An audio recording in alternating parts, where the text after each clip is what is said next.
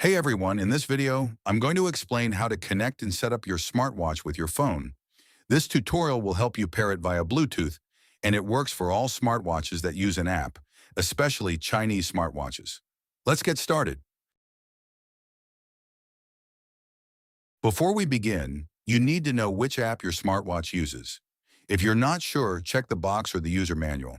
If you don't have them, go to your watch's settings or main menu, look for the QR code option, and scan it. It will take you directly to the download link.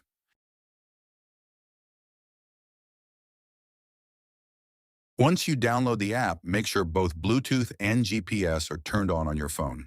Now here is a vital step. Press and hold the app icon, go to App Info, and then select Permissions.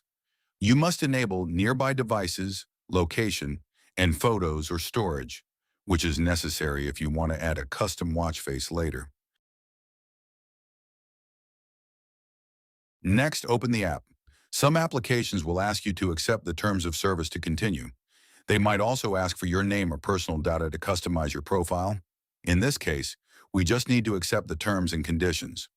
Now go to the Settings tab inside the app, look for Bind Device or Connect, and select it.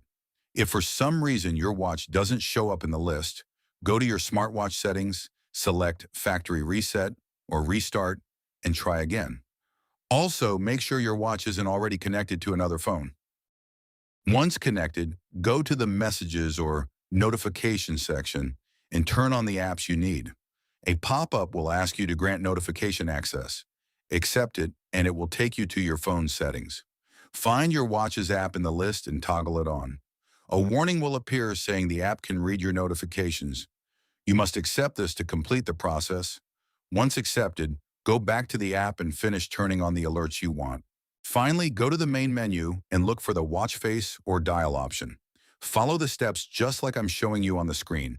An important warning, when transferring a custom image from your gallery, make sure your smartwatch is fully charged.